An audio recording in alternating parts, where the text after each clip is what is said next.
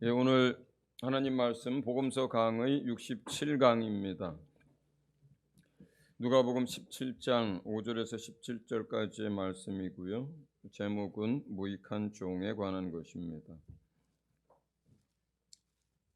한 절씩 우리 교독하도록 하겠습니다. 17장 5절부터 10절 교독합니다. 제가 먼저 읽습니다. 사도들이 주께 여짜오되 우리에게 믿음을 더하소서 하니 주께서 이르시되 너희에게 겨자씨 하나할 만한 믿음이 있었더라면 이 뽕나무더러 뿌리가 뽑혀 바다에 심기어라 하였을 것이요 그것이 너희에게 순종하였으리라. 너희 중 누구에게 밭을 갈거나 양을 치거나 하는 종이 있어 밭에서 돌아오면 그더러 곧 와 앉아서 먹으라 말할 자가 있느냐? 도리어 그더러 내 먹을 것을 준비하고 띠를 띠고 내가 먹고 마시는 동안에 수종 들고 너는 그 후에 먹고 마시라 하지 않겠느냐? 명한 대로 하였다고 종에게 감사하겠느냐? 이와 같이 너희도 명령받은 것을 다 행한 후에 이르기를 우리는 무익한 종이라 우리가 하여야 할 일을 한 것뿐이라 할지니라. 아멘. 오늘 본문은 첫 번째, 제자들이 예수님에게 믿음을 구합니다. 믿음을 더해달라고 구합니다. 하나님은 우리에게 부족한 것을 채워주는 것을 기뻐하시는 분인 줄 믿으시기 바랍니다. 우리가 하나님 앞에 우리의 어떤 부족한 것과 연약한 것들을 위해서 믿음을 구하거나 지혜를 구하거나 능력을 구할 때 하나님은 귀찮아하거나 인색한 분이 아니라 그것을 주기를 기뻐하시는 분이시라는 거예요. 오히려 하나님이 안타까워하는 건 뭐냐면 이 사람이 믿음이 연약한데 믿음을 구하지 않아. 이 사람이 지혜가 부족한데 하나님께 지혜를 구하지 않아. 이 사람이 능력이 부족한데 능력을 구하지 않아. 무능한 대로 살려고 하고 무지한 대로 살려고 하고 부족한 대로 살려고 하는 것을 하나님은 더 슬퍼합니다. 여러분 우리 가운데 부모님들이 많아요. 부모의 가장 큰 기쁨 중에 하나가 무엇입니까? 여러분들이 가지고 있는 것들을 자식에게 나눠줄 때 부모로서 참 기쁘지 않습니까? 없어서 못 줄 때 오히려 속상하지 않습니까? 자식이 아픈데 부모로서 어떻게 해줄 도리가 하나도 없을 때 여러분 얼마나 속상합니까? 자식에게 인생에 많은 기회를 주고 싶은데 그런 기회를 줄 수 있는 역량이 안 될 때 여러분 얼마나 부모로서 힘듭니까? 속상하죠. 그러나 부모로서의 큰 행복이 뭡니까? 내가 할 수 있는 것과 하나님 내게 주신 것을 가지고 내가 자식들에게 기회를 주고 길을 열어주고 또 무언가를 해줄 때 부모는 참으로 그것이 기쁨입니다. 그것이 참 기쁨이에요. 우리같이 부족한 세상의 부모들도 그러할지인데 하나님은 어떠시겠어요? 여러분 믿음을 구하시기 바랍니다. 지혜를 구하시기 바랍니다. 물질을 구하시기 바랍니다. 은혜를 구하시기 바랍니다. 건강을 구하시기 바랍니다. 능력과 권능을 구하시기 바랍니다. 하나님은 주기 원하고 그것이 하나님의 기쁨인 줄 믿으시기 바랍니다. 제자들이 이렇게 주님께 믿음을 구할 때 두 번째, 예수님은 겨자씨 한 알 같은 믿음 이야기를 해요. 겨자씨 한 알 만한 믿음만 있어도 이 산에 심겨진 뽕나무더러 바다에 심기라고 하면 그리 될 것이요. 또 다른 데서는 겨자씨 한 알 만한 믿음만 있어도 이 산이 통째로 그 산에 있는 겨자씨 그 뽕나무 한 그루가 아니라 그 산을 통째로 옮길 수도 있다라고 주님은 얘기합니다.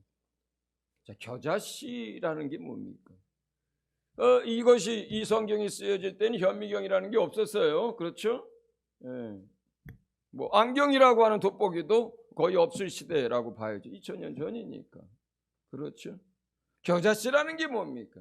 나이 50, 60대에서 노안만 와도 잘 안 보입니다. 눈에 겨자씨라고 하는 거 하도 조그매서. 티끌 같은 거예요. 지극히 작은 거예요. 아주 작은. 자, 그럼 아주 작은 믿음만 있어도 산도 옮겨지고 뽕나무도 바다에 심겨진다라고 하는데 도대체 주님 무슨 얘기를 하시는 걸까요?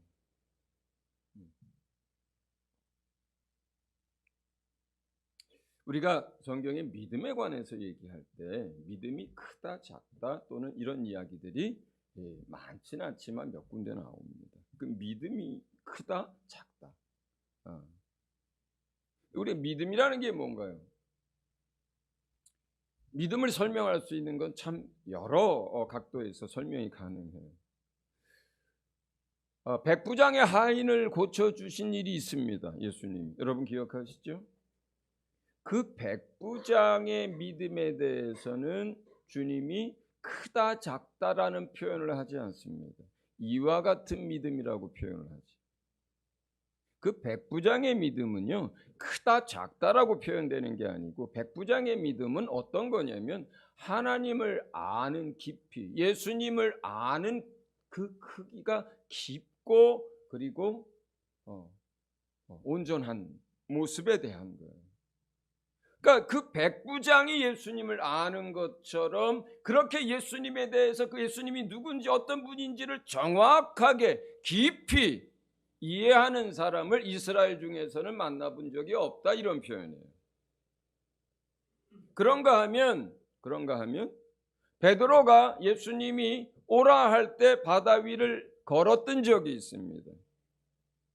몇 걸음 걷다가 물속에 빠지죠. 그때 표현하는 것은 뭐예요? 크다 작다라고 하는 표현을 씁니다. 믿음이 작다라는 표현을 해요. 믿음이 작아서 빠진 거예요. 그런 경우들. 거기에서의 믿음이라고 하는 건 뭐냐면 하나님의 말씀을 받고 그것을 순종할 수 있는 것, 따르는 것, 행하는 그 믿음을 말하는 거예요. 믿고 따르고 믿고 순종할 수 있는 믿음, 주의 말씀에 대해서, 주의 약속에 대해서. 그런 믿음의 크다 작다의 이 부분에 있어서는 하나님을 깊이 알지 못해도 어떻게 은혜 받고 또 깨달은 그 말씀을 붙들고 용감하게 목숨 걸고 그 말씀을 따라 사는 사람들이 있습니다. 그 말씀을 따라 손을 얻는 사람들이 있습니다. 새신자여도요 아픈 사람을 보고 마가복음에 있는 그 말씀 한 구절 은혜 받고 막 손 얻는 사람들이 있습니다. 귀신을 쫓아내는 사람들도 있습니다. 이게 뭡니까? 그가 하나님을 깊이 많이 안다는 뜻이 아니라 그 말씀을 확실하게 믿고 의심하지 않고 그 말씀대로 행동하는 믿음을 말하는 거예요. 그럴 땐 믿음이 크다 작다라고 표현을 할 수가 있어요. 우리가 이제 하나님 앞에 이와 같이 큰 믿음도 필요하고 그리고 이와 같이 하나님을 아는 깊이에 있어서 누구보다 더 많이 알 수 있게 되기를 예수 이름으로 축원을 드립니다. 자, 그런데 지금 본문을 가만히 보면 예수님께 제자들이 믿음을 구하는데 본문의 내용들이 옛다 하고 아니면 믿음을 도와주는 이야기나 아니면 믿음이 자라갈 수 있는 방법이나 아니면 어떤 그런 제자들의 질문에 맞는 예수님의 이야기나 예수님이 주시는 어떤 것이 아니에요. 이 본문 자체가. 믿음을 더해달라고 하는데 겨자씨 하나일 만한 믿음만 있어도 산이 옮겨지고 뽕나무가 바다에 심겨질 거라고 얘기를 하신 거고 그 다음에 다른 비유, 전혀 다른 의미의 비유들이 이어집니다. 근데 이게 하나의 스토리예요.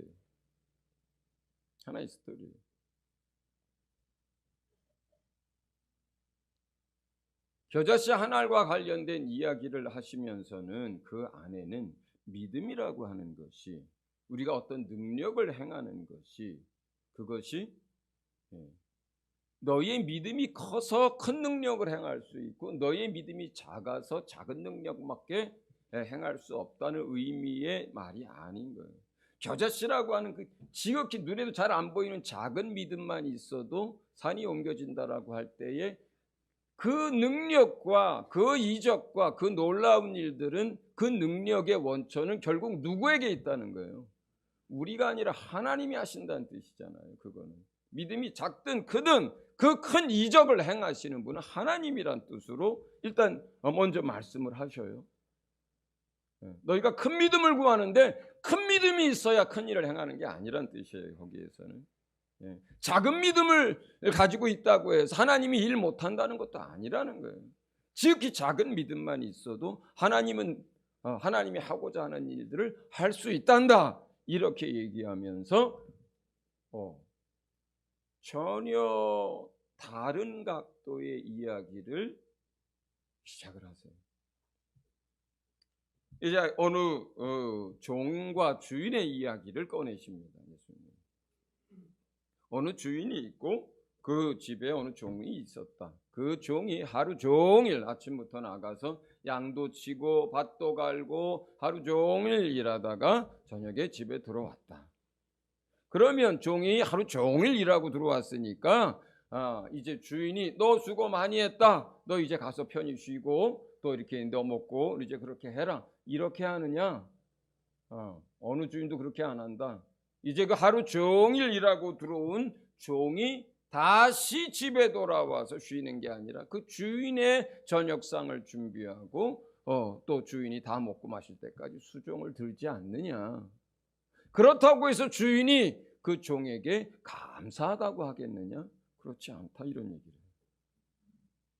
그러면서 마지막 이제 이야기를 합니다. 10절 이야기가 뭐라고 되어 있냐면, 이와 같이 너희도 명령받은 것을 다 행한 후에 이르기를 우리는 무익한 종이라 우리가 하여야 할 일을 한 것뿐이라 할지니라. 핵심 메시지는 여기 10절이에요. 10절이에요.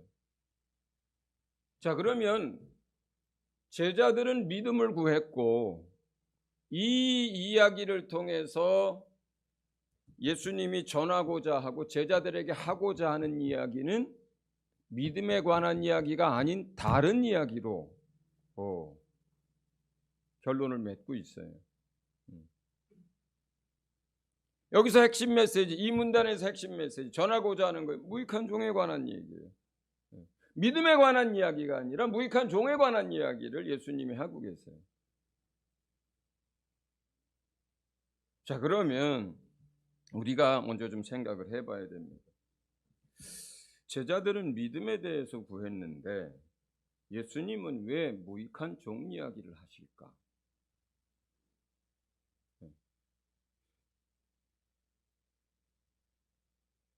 성경을 읽고 해석할 때 메시지가 무엇인지 알잖아요? 잡았잖아요? 그러면 그 메시지를 중심으로 해서 전체를 해석을 다시 하셔야 되는 거예요.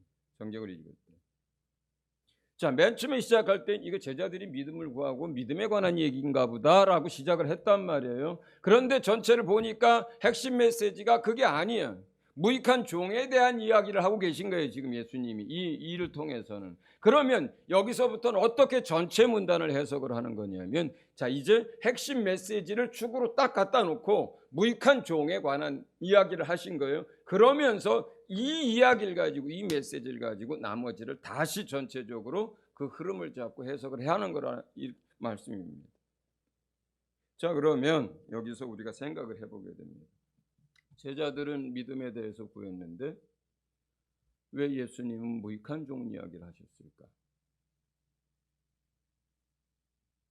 제자들이 믿음을 구한 제자들의 내적 동기가 뭐였을까요?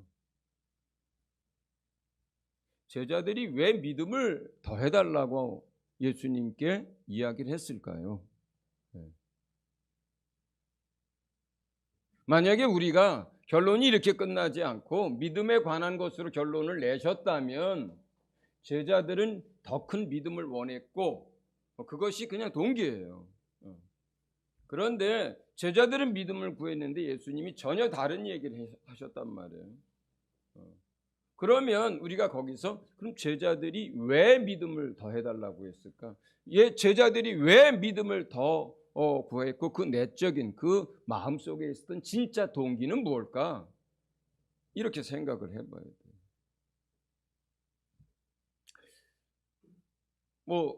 저는 동기를 두 가지 중에 하나라고 생각을 합니다. 첫 번째는 이게 지금 사역 종반이거든요.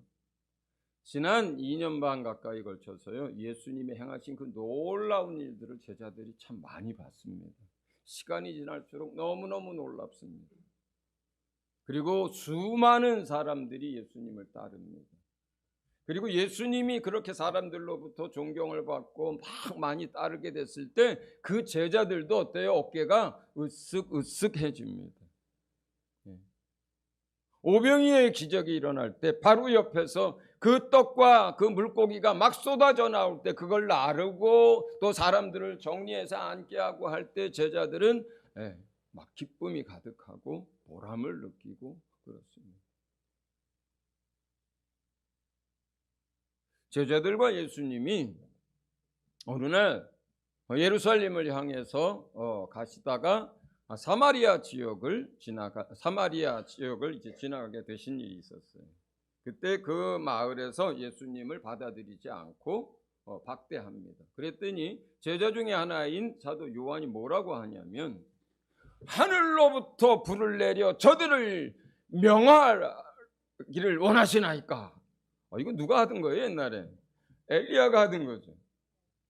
엘리사가 하던 거예요. 그런데 사역 종반이 되니까요, 한 2년 반쯤 예수님을 따라다녀 보니까요, 제자들이 이제는 뭐가 된 걸로 착각을 해. 예수님 받아들이지 않고 막 문전박대하고 하면은 마치 자기네들이 하늘로부터 불을 내려서 저들을 멸할 수 있을 것 같은 착각 속에 빠집니다. 조금 더 있으면 막 제자들끼리 싸워요. 누가 영의정 좌의정, 누가 국무총리 할래, 누가 국회의장 할래, 이러고 싸웁니다.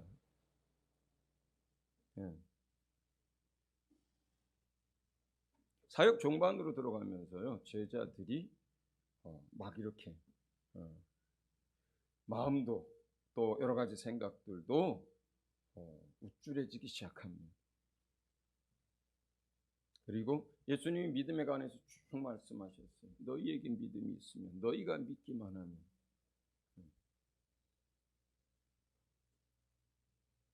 저는 첫 번째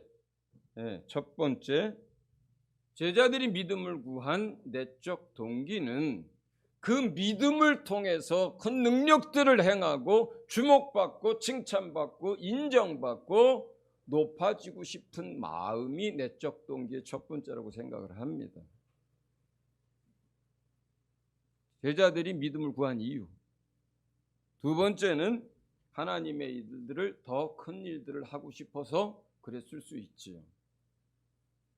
그러나 저는 이 핵심 메시지를 가지고 무익한 종이 되어라고 하는 그 이야기를 가지고 역으로 해석을 한다면 가장 큰 내적 동기는 하나님의 일들을 더 잘하고 크게 하기 위한 마음도 있을 수 있지만, 더 큰 본질적인 내적 동기는 그들이 큰 믿음을 가지고 그리고 큰 일들을 행하면서 주목받고 싶고 칭찬받고 싶고 큰 자가 되고 싶은 그것이 내적 동기라고 생각을 합니다.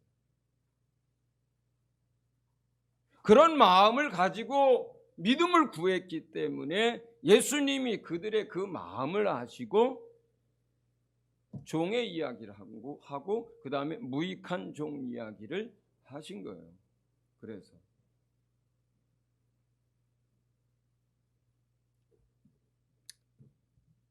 우리가 하나님의 일들을 하면서 하나님의 일뿐만 아니라 우리 마음속에는, 모든 사람들의 마음속에는 이렇게 우쭐해지고 싶고 칭찬받고 싶고 영광받고 싶고 사람들 앞에서 인정받고 싶고 하는 이런 마음들이 누구나 다 있습니다.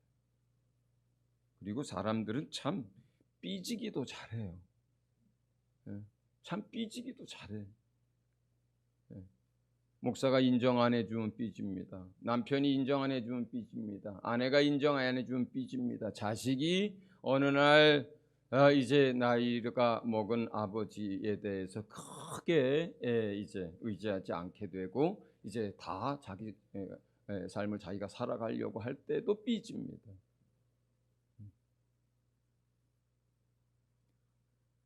왜 자꾸 그렇게 삐지나요? 우리 안에 칭찬받고 싶고 인정받고 싶고 그리고 높아지고 싶은 마음들이 있어서 그러한 것들이 안 채워지니까 삐지는 거예요.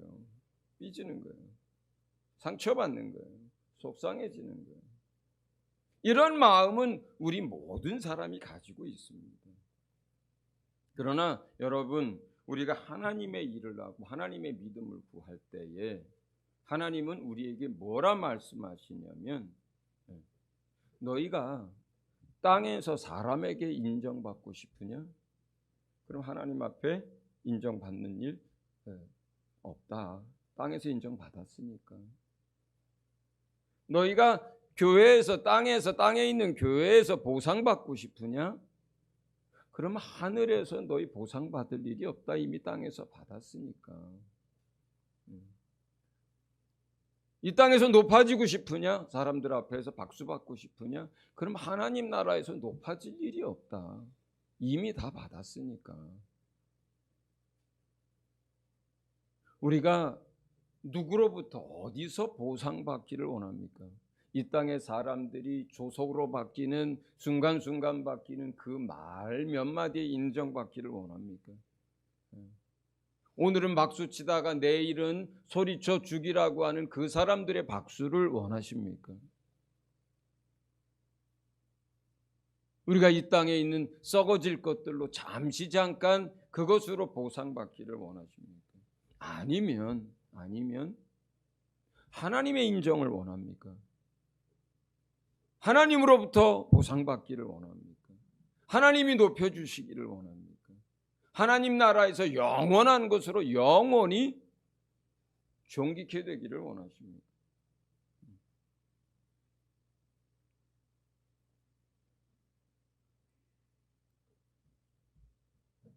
주님은 우리가 이 땅에서 주님을 섬기면서 또 이 땅에서 주님을 위해서 일하면서 이 땅에서 다 받아서 하나님 나라에서는 받을 것이 아무것도 없는 그러한 허망한 그러한 사람이 우리 가운데 아무도 없기를 바랍니다.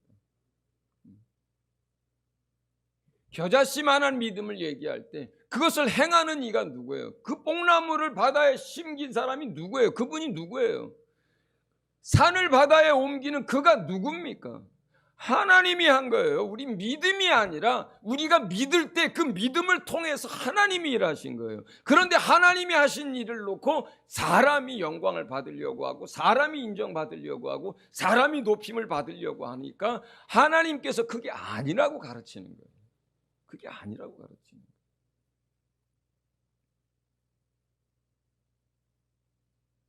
그래서 제자들이 믿음을 구하는 그 일에 오늘 어느 종의 이야기를 비유로 드시면서 우리는 당연히 마땅히 해야 할 일을 한 것뿐입니다. 그리고 우리는 주 앞에 무익한 종일 뿐입니다. 주님이 하셨습니다. 주님이 찬양을 받으셔야 되고 주님이 높임을 받으셔야 합니다. 주님이 하셨으니까. 주님이 하셨으니까. 오히려 우리는 지금 이 문단 다음 문단이 어떤 이야기로 이어지냐면 10명의 문둥병자가 예수님에게 나왔다가 10명이 다 고침을 받고 그 가운데 유대 사람들은 다 자기 집으로 어디로 다 뿔뿔이 흩어져 갔지만 사마리아 사람 하나가 주님 앞에 돌아와서 하나님께 영광을 돌리고 주께 감사를 합니다. 이 이야기가 이어져요. 앞에 문단 지금 오늘 본문에 이어지는 이야기가 그렇습니다. 그 흐름이 뭐겠습니까? 거기서 하나님 앞에 영광을 돌리고 하나님이 하셨다라고 하고 하나님을 높이고 하나님 앞에 감사하는 것이 문단과 문단 사이에 흘러가고 있는 주제예요. 지금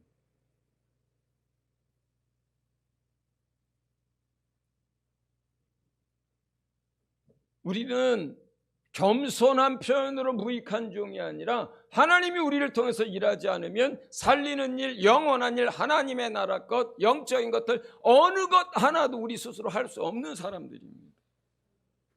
예. 겸손한 표현으로서의 무익한 종이 아니라 실질적으로 실제가 그래요. 실제가 그래요. 우리가 아니어도 우리가 찬양하지 않으면 돌들로라도 찬양하게 하신다고 그랬어요.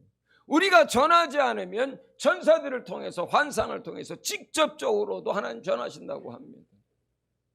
그렇다면 뭡니까? 우리가 하나님을 위해서 일할 때, 우리에게 직분을 맡겨주실 때, 우리에게 어떤 봉사를 맡겨주실 때, 우리에게 어떤 은사를 주셔서 일하게 하실 때, 그것 자체가 감사한 거죠. 예, 그것 자체가 감사해 준 거예요.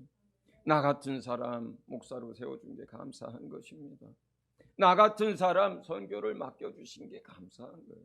나 같은 사람에게 하나님의 나라를 위해서 일할 수 있도록 해주신 게 감사한 거예요. 이 짧은 인생 우리가 허망하게 살 수도 있는데 저와 여러분을 불러주셔서 은혜 베푸시고 믿음 주시고 권사로 세우시고 집사로 세우시고 찬양 인도자로 세우시고 소그룹 인도자로 세우시고 또 예배 봉사자로 세우시고 가정의 믿음의 파수꾼으로 세우시고 그 직장의 믿음의 파수꾼으로 선교사로 세우시고 믿음의 부모로 세워서 자녀들을 양육하고 도울 수 있도록 하시고 가장으로 세우시고 우리에게 이렇게 주님을 위해서 일할 수 있는 그 기회 주신 것만으로도 평생 감사인 줄로 믿으시기 바랍니다. 네. 우리가 어떤 일을 하든지 어디에서 주님을 위해서 일하든지 우리에게 부족한 것 우리가 할 수 없기 때문에 하나님께 마음껏 구하시되 그러나 우리는 언제나 우리에게 맡겨주신 일을 행할 때 주님 마땅히 은혜 받은 사람으로 마땅히 하나님의 아들과 딸로서 마땅히 해야 할 일을 한 것뿐입니다. 하나님 나는 주 앞에 무익한 종이 따름입니다 라고 고백하면서 하나님께 감사하고 하나님의 이름을 마음껏 높여드리기를 예수 이름으로 축원을 드립니다. 같이 기도하겠습니다. 우리의 마음이 더 하나님 앞에 필요한 것들을 구할 뿐만 아니라 정말 이와 같이 우리에게 뭔가 맡길 때 진심으로 감사하고 오직 하늘에서 영광 받기를 또 오직 우리를 통하여 그의 이름과 아버지께서 영광을 받으시도록 하는 그런 삶을 위하여 우리 함께 기도합니다.